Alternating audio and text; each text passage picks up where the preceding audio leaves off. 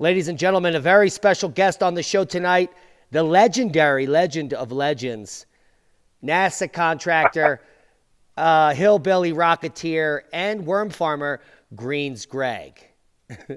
And if I could find you here somewhere, Greg, there you are. Boom. We've had issues. Now, over in my neck of the woods, Greg, we just started a 3-day snowstorm. It's a whiteout.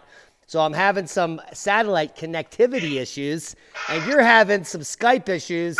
So we're going to do the show on Messenger Call. That's what we're doing it on. How you doing over there in, where are you sitting? In central Alabama, or is it in the north? Yeah, I'm in Alabama right now. North Alabama, that is, 8 miles south of Tennessee. Okay. So, how's the weather? Wait, look at this, Diamond. Hey, it's pretty good out here. I've been walking around just like this today with short sleeves outside. It's kind of cool. It's in the upper 50s, but that's not too bad, you know. Not like you're having. Oh yeah. By the way, I just found. Look at this cap I just found, Diamond. You should get you one of these. Look at this guy. This sharp. That's nice. That's the green edition. I appreciate that. All right, so for those... You should get one. Yeah, I'll get right on that. You can grab one of those hats at tinfoilcap.co. There are links below my videos.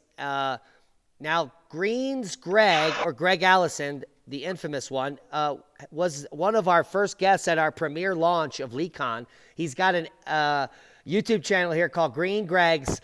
Just passed 50,000 subscribers. Do you want to say a little bit about that? That's right.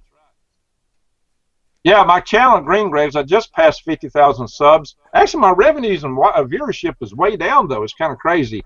I guess it's because I'm not posting as many videos lately, and also they don't like the stuff I post a lot. And I cover a wide range of topics, which is really a no-no for a YouTube channel. You're supposed to be real narrow and tight. But I cover everything from worm farming to gardening to microgreens. I'm going to be doing more video on that soon. I cover prepping, power grid defense. I cover wild edibles. I cover what's going on in the world. I tell everybody that I bring them videos for the purpose of keeping their eyes wide open and head on a swivel, because I tell them the proposition of my channel is to help them survive, thrive, and stay out of the hive. And that latter may be the biggest challenge of all the stuff that's coming at us. But, you know, I do cover a really broad range of topics, which is pretty much a no-no, because like the preppers don't like the gardening stuff, and the gardening guys don't like my prepping topics. And so it's like my channel is at war with itself sometimes. But I've still managed to get 50,000 subs. I mean, you know, I might have been 100,000 if I hadn't been, you know, having such disparate factions within my channel. But, you know, it is what it is. I don't got many interests. But I do have another channel, which is Galactic Greg's, because I thought it was too much to put all the space stuff in this channel, too. So I got a space channel, Galactic Greg's. I need to get more content up on it. And I'm actually, David, about to launch a third channel. I'm going to call it Product Papas. And it's going to be product reviews, because I'm building things, I'm using tools, and so it just makes sense that I start reviewing some of these tools I use as I build stuff. Especially, I just bought 40 acres in Arizona, and I'm going to go build a homestead out there, an off-grid homestead in the high desert of Arizona, and I'll be doing aquaponics. Yeah, I cover aquaponics too. I'll be doing aquaponics and worm farming in Arizona. I have and microgreens, and I'm going to build there and here my universal habitat concept. It's home you can live out of, make a living out of, and grow your food in.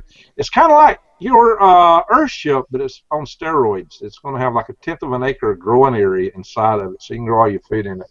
So, and I really appreciate what you're doing there with those Earthship things, your greenhouses.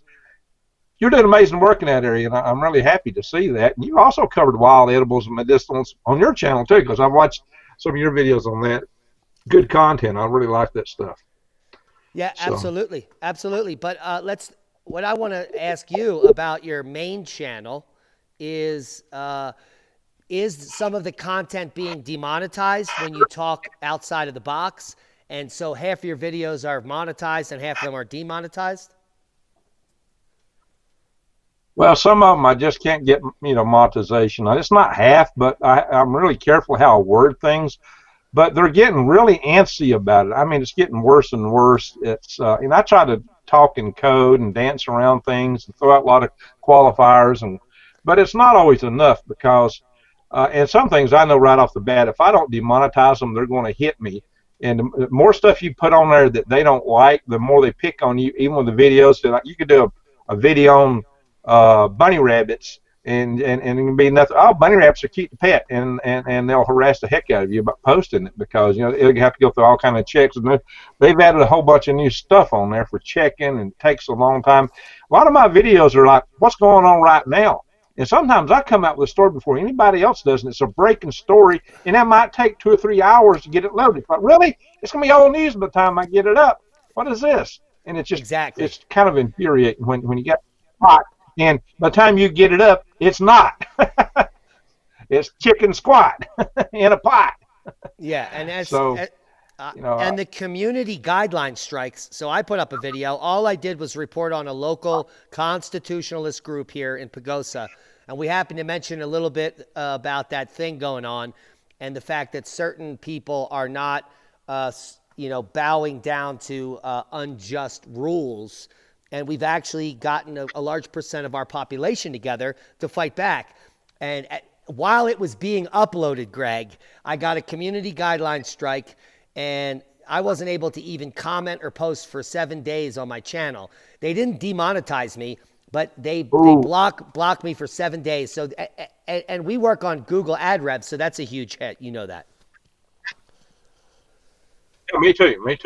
I got Google AdSense, and in fact, that's probably the majority of my content or income from YouTube. I've got a couple of affiliate marketing things I do. One's prepwithgreg.com, which is through My Page Supply, and I got seeds deals through True Leaf Market. But Google AdSense, you're supposed people tell you get more from your affiliate marketing, but my Google AdSense typically does better. But it's dropped a lot in the last couple of months. I mean, I was like up here, like I'm down right on the floor right now. I'm getting very little, and it's kind of because I need the money because I gotta. There's some things I gotta get like right now. In order to pull off some things in my farm, and it's kind of put me in a real tight, including the tight for getting. I got some things I got to prepare and do to get my worm farm operating again. I'm trying to get up to the point where I can reinitiate sales in a few weeks, and I don't know if I'm going to be able to get there financially. I got to have some finances just to pull a few things off, and it's a tight spot. Now, one thing that does help though is that at least I do have some generous viewers when I get in and they're doing the live chats. I do have people that come in and give super chats. That really does help. It's, it helps monetarily and it helps psychologically too, because you got a lot of support and people love you. That's an important thing. The community, I like that part of being on these channels. It's the people that follow us. We got you and I and Rex and David Devine and Christian. We all share a lot of the same viewers and a lot of same mods and things like that. So we have a kind of a collective community amongst us, and each of ours is a little different, but we do have a pretty much collective community. Yeah, I was pretty excited to see when I tried to get your YouTube channel up here, and I did a quick search on Green Greg's, and I've done that before over the years. For the last 4 or 5 years, I've searched that, and this search brought up 4 or 5 videos. Wow, you're getting. You sound. 4 or 5 of your videos.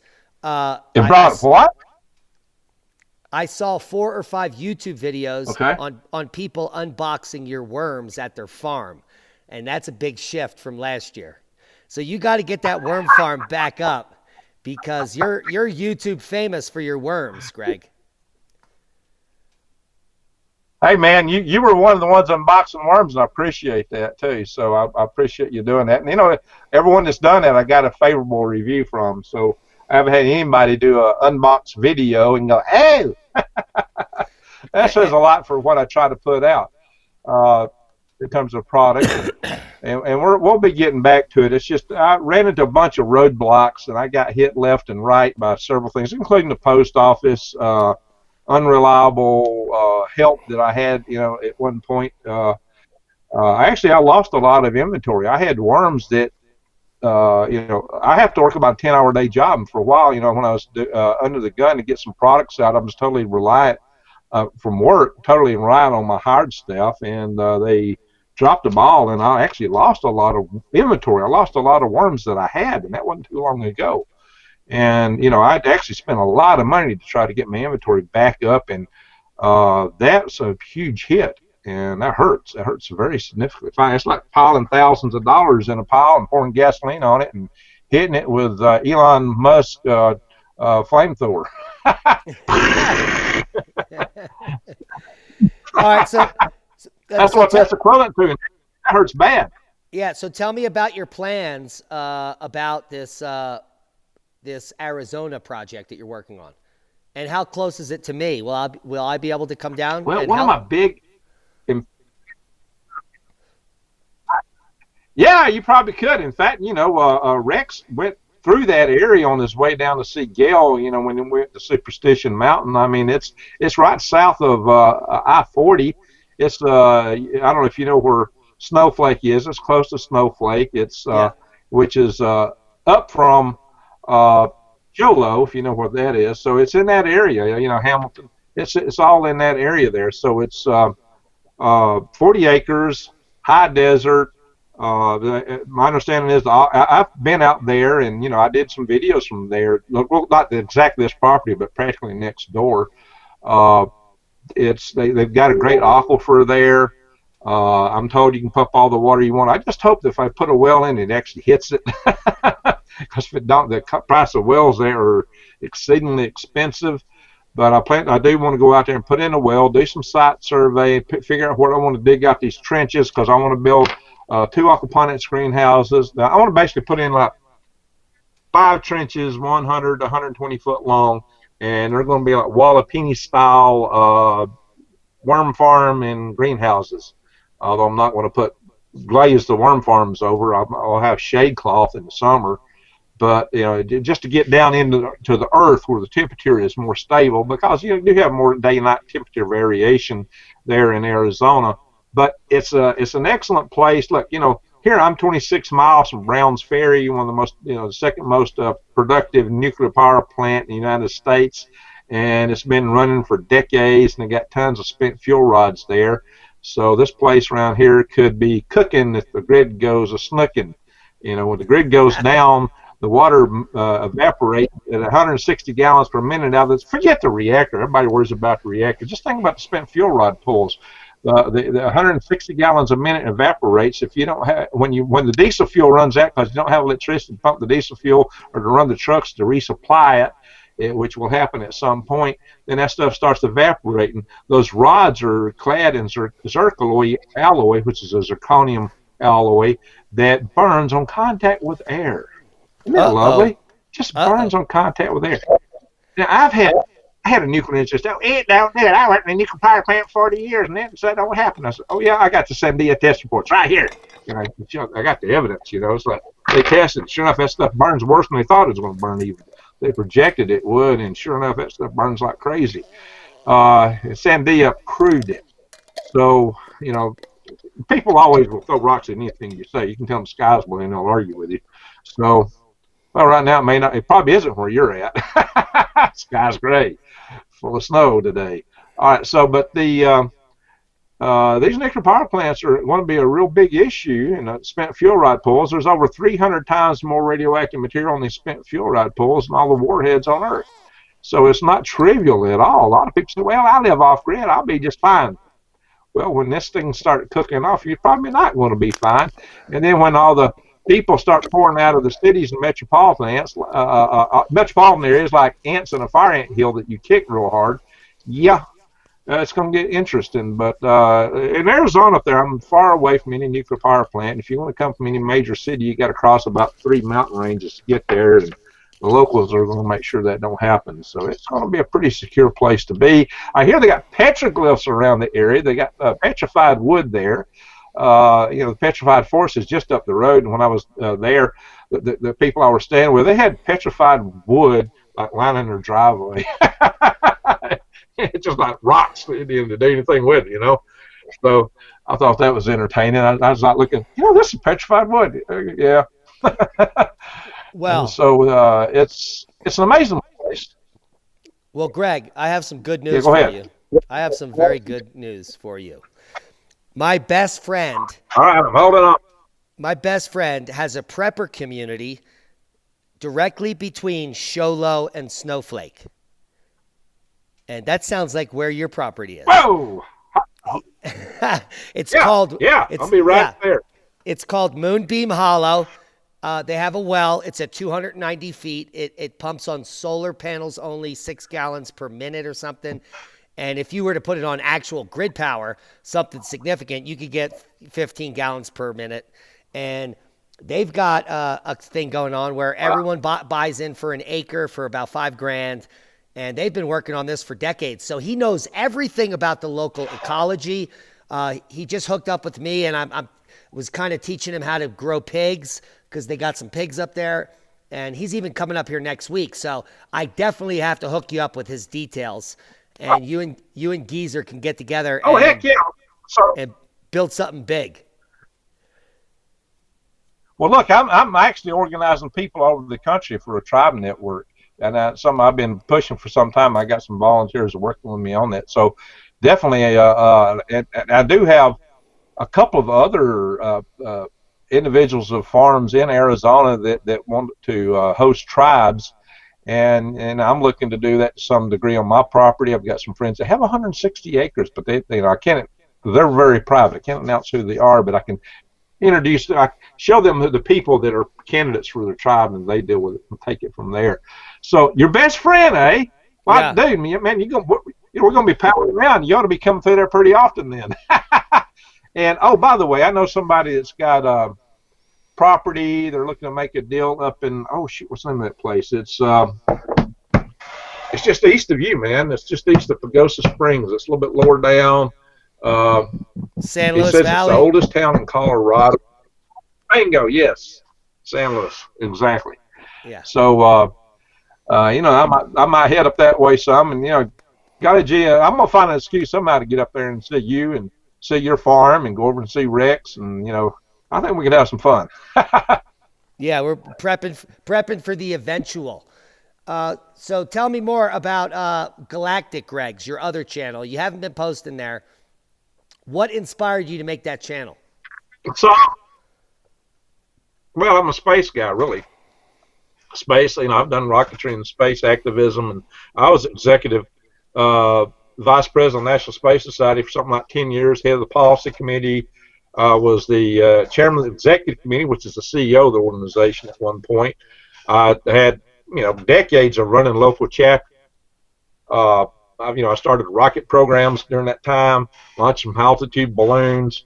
And I've got a concept for actually a habitat that you could float in the atmosphere of the Earth that would be a mile across. It would almost be too buoyant, believe it or not. It could house 16,000 people.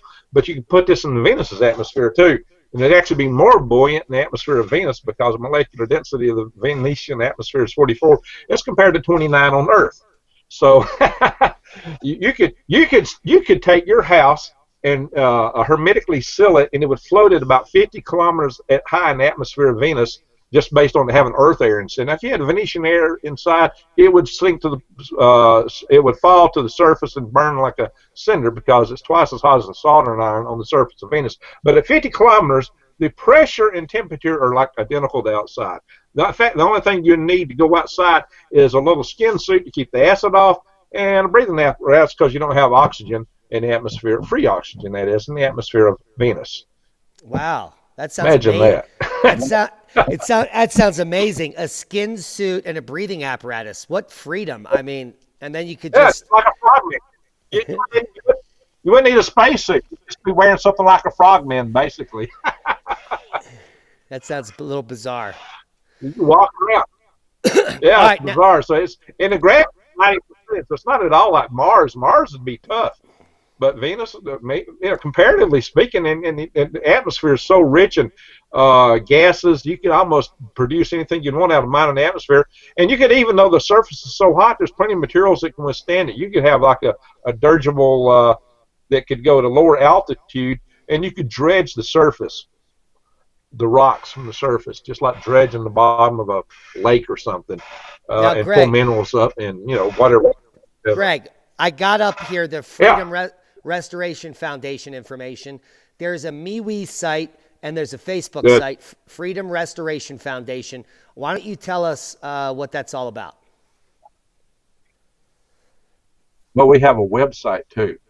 How about Okay. pulling that up? www. Or just go to freedomrestorationfoundation.org. We just got the website up. That's the place to go. The social media sites are kind of sort of okay, but that's where people just post all kind of stuff. The meat that hits the road, the rubber hits the road on our website, and our website is chock full of more activity than you're going to find probably on just about any website. It starts out on the home page with alerts on the top. I don't I'm let's trying to see go here. there, and there is no website. Freedom Yeah. Restoration Hang on. I'll put is it .com? foundation.org. No, I just did .org. .org. Yeah, I got nothing. Yeah. Can you freedomrestorationfoundation.org. I'm looking at Okay. so Okay, uh foundation. can Hold on. yeah, freedomrestorationfoundation.org. Got it. Got it. We're connecting. Here it is. And what you're going to find, yeah, on the home page, oh yeah, that little building with the columns, that's the National Archives where the Constitution and Bill of Rights are. So you can come down, you can see right now we have 4 active alerts. 3 of them are to deal with federal, and one of them is, hey guys, we with all the stuff going on, I'm not sure we can count on the federal too much anymore. So we're looking at sanctuary states and counties and trying to promote that. Right now, probably the hottest one is the one on the third one down there. They're all hot. I mean, there's just so much going on right now. And then we have kind of a summary of our top issues, what's at stake, so people can get an idea. Then below that is what you can do at the national, local, and personal levels. But if you go outside the homepage, we got a page called Action Center.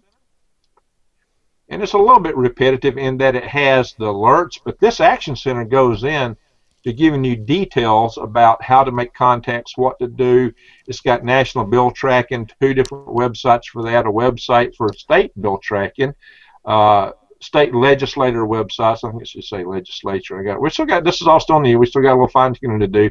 Find out who your congressional representatives are, who your senator is, send an email, call in, writing, and then we got a section on what to write. Basically, it's kind of the rules of the road for writing your representatives, what to say on the telephone, and then we do a recap, relisting all those websites again, and then we go back also again into just what's at stake with the freedoms we're trying to preserve. Some of the main things, they're all at stake, but we're picking on some of the main ones there. You can go to resources. Now here's where it really stands out. Now, so the Action Center gives you all kind of information about how to track bills, how to make contacts at state and federal level. And so then you go to resources, and we're going to add to this. Right now we got 2 primary areas, one concerning our freedom to carry bang-bangs, if you know what I mean, and the other is the freedom not to have stuff put upon us, into us, that we don't want. And what you will see is there's 2 click here buttons on I don't know what you're looking at, but on this resources page, and they're both PDFs and have all the active legislation in the House of Representatives and the Senate on these 2 matters. Great detail listing, and it tells you what the bill is, the name of it, a summary of it, who sponsored it, who introduced it, when it was introduced, who all the co-sponsors are. So that's really huge. Whether you should oppose it or support it, strongly oppose it. So there's a whole lot of details in here. I haven't seen anybody's website that goes into the level of details on these kind of things. So you can go in here and peruse this stuff and go, what, my congressman supports that? Or I want my congressman to support it. Or I want my congressman. The best way to stop anything is to stop it in a subcommittee in either the House or the Senate. If you can stop something in the subcommittee, you're nipping it at the bud. And this gives you all the information you need to go beyond our alerts to do your own research real quick, and you'll find so much stuff here. I've got a bunch of volunteers. We got volunteers across the country now involved in this. Some of them. We've got a Hall of Fame that we are asking for nominations for. We were thinking about doing a Hall of Shame. One of our members is afraid it's going to invite litigation upon us. But I think we can definitely list certain Congress critters in that Hall of Shame. They do that all the time in the political arenas. There's always a Hall of Shame for anti-green congressmen or anti-gun congressmen. So that's not a new thing. We were going to put companies in it, but for congressmen, all bets are off. We'll list in fact, I've kind of got that. If you go under the alerts in the Action Center or the homepage, when you go into that one on the Stop Gun Registry, you'll find that there's a list of Congress people that one of these, where is it? One of these has got a whole list of Congress people who voted in a way that was not,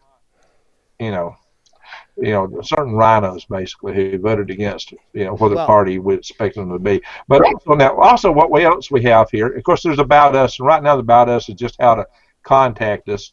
We'll probably be adding local chapters in there and other stuff down the road. But we've also looking, we've got chapters forming. Arizona is one of them, so there's a whole bunch of stuff about actions, and we got some strong activists on the ground in Arizona. So there's a lot of stuff in here about political activities in Arizona. You'll find something about Alabama. I've got groups wanting to form in Maine, Alaska, and Arkansas, and other places are about to come online, and are kind of sort of coincident with our survival tribe groups, but not one-to-one. I think Kentucky may be coming in, perhaps Florida. So we'll probably have more data put on here in time as we grow. But, I don't know we're just a fledgling group. We're just getting started. And for a brand new organization that's just getting started and just got the website up, I don't know of anybody that has a website that compares to this with action-oriented information that you can use to take action. So, this comes from the heritage I had as being the chairman of the policy committee of the National Space Society for 10 years, because I turned that organization into a more action-oriented organization instead of some organization that just wrote policy papers and stuck them on the wall for wallpapers. Like, man, that's no good. We got to do something. And, that's just the way I am. I believe in doing things, getting things done. Build rockets, fly them, put them on balloons, stab the edge of space, or run the halls of Congress. I've done that too. Build a greenhouse, raise the worms, kind of all over the place, from Alabama to Arizona to Venus and Mars. Oh yeah, there's a group that did a simulation of my habitat concept on Mars. So, I've got a concept for a universal habitat. It's like I said, it's kind of like a Earthship on steroids. Yeah, and I'll be putting out more stuff on that.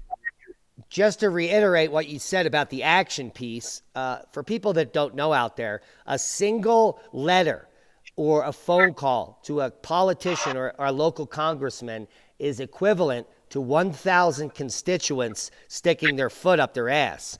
So, and they take note of that. So if they get 10 calls in a day or 100 calls in a day on a single issue, they start to take extreme notice, because that is literally how many people voted for them. Because politicians know one thing, that a single constituent reaching out to yell at them means that there's 1,000 more cowards behind them that don't have the time to do it. What do you have to say about that, Greg? Amen. And listen, Diamond, I was involved in the National Space Society as a space activist, even when it was the old Five Society from way back, and it's a small organization. We had enormous clout. We stopped the United States from signing the Moon Treaty. We helped preserve one of the space shuttles. We pushed to get Space Station enacted. And I was principally involved in the compromise that it was like a scorched earth war in the Senate between people wanting commercial space and people on the government side, and was afraid that was going to wind up with us having neither one. I went to Senator Bill Nelson with a compromise proposal, and I handed it to his chief staffer named Marine Corps Colonel Paul Dampfus. This is like 11 years ago, and put it in his hand. He grabbed that, and he said, "Man, I really like this. I'm going to take this straight to Senator Nelson." He did, and that's what he went with. And that's how we wound up having both SpaceX doing things and like sending people to space station and the space launch system all at the same time.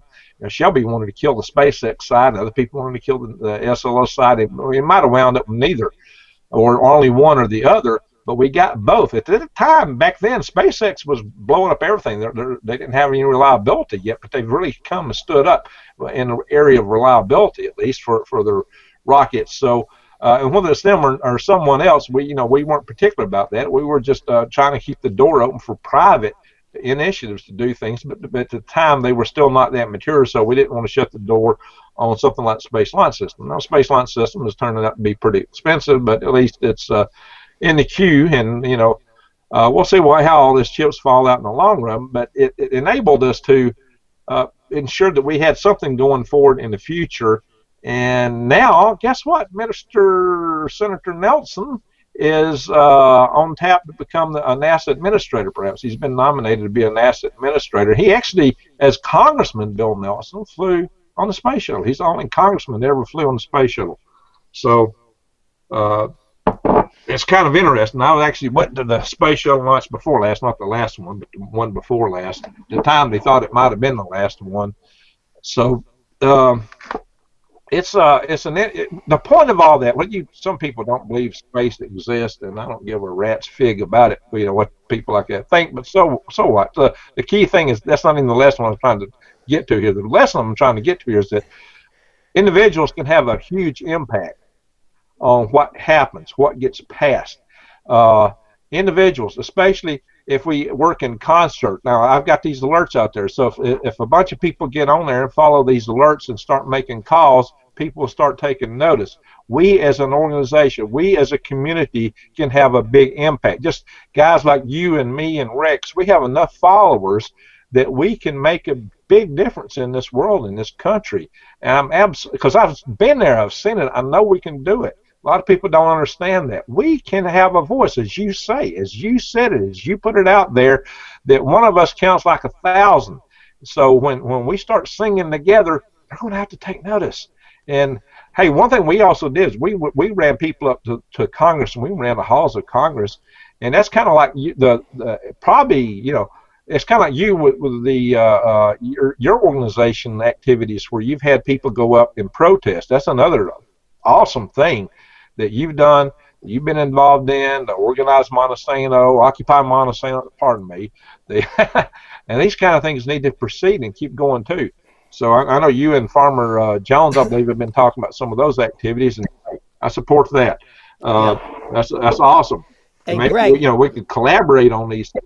Greg, once you become an organizer like I had, and I had thousands of people in the streets, congressmen now know that that's hundreds of thousands of voters, and they tremble in their pants. So if you call their office and tell them who you are and you need a meeting, they give you one.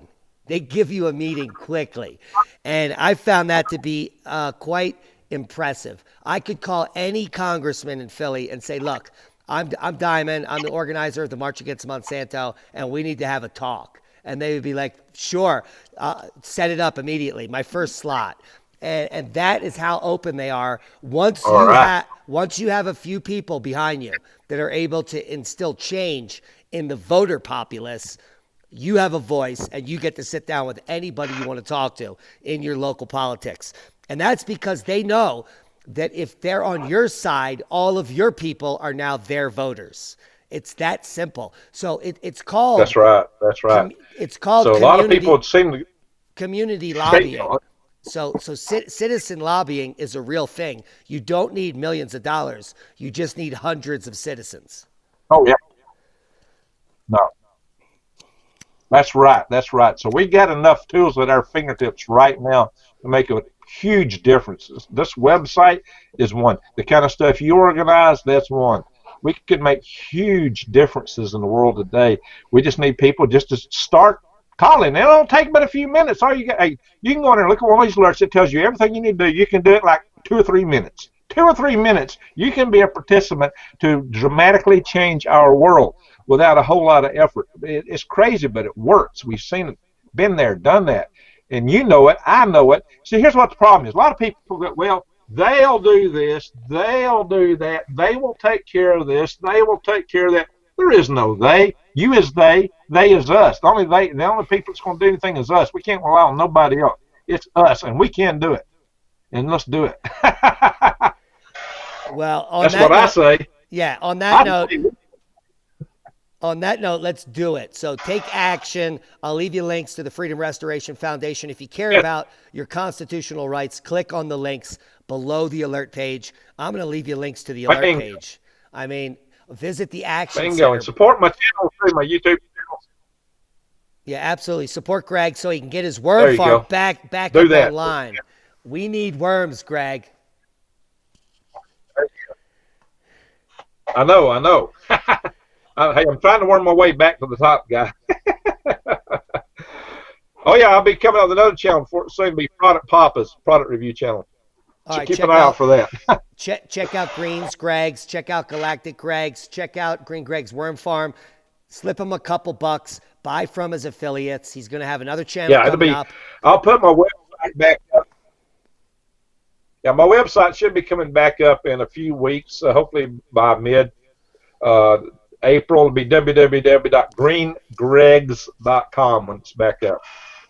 All right. Well, we're going to need a couple pounds of that. And just to tell you about the efficacy of his red worms, I think we put a 5 or a 10-pound package. I don't remember what we got. It cost like $40 or whatever. And when Alan and I went out to one of our worm beds in that garden where we put those worms, we dug up all the soil because we had to put in some mole remediation. So we had to put in some hardware cloth there. There were tens of thousands of worms in that soil. Oh yeah, they'll breed like crazy. If you take care of them right, they'll be awesome. So they're amazing. They're absolutely amazing. Now, one of the reasons I'm going to Arizona so I can ship locally from both sides of the country. Oh, that's one of the reasons I'm doing that, because the post office has become a nightmare. There's no other worm farm that is bi-coastal. So I'm not exactly coastal, but I'm in both, bicentroids. I'm kind of in, or like an ellipse has two foci. So I've got two foci. I'll be in the eastern side and the western side, so I can ship more or less local in both sides of the United States, and that'll give me a whole lot better survivability prospects. I'm not going to be shipping the bigger shipments again for a while because issues of the post office, and I am going to have to increase rates quite a bit because the postage went up like 7 times since the last time I'd raised price on my worms, and I also have to be able to cover them losing worms a lot more often. The post office got horrible. I've had worms that were in the mail for a month, several times. I shipped one person 3 times just to get them worms. One individual I had to ship to 3 times, and she's in Colorado. I know. That was insane. It's like it took them forever to get anything to her, and I thought the 3rd time wasn't going to make it. But they did. They finally made it. So it's like, oh, my God. So there's just so much to deal with the post office now. It's just tough. But I'm working it, and I'm going to try to work it every way I can. We could see a good man with integrity. We love you, Greens Gregs. Keep up the good work. Check out all his channels in the links below. Always a pleasure. Be safe, and we'll talk soon. And that's a boom. Thank you, David. I appreciate it. Boom.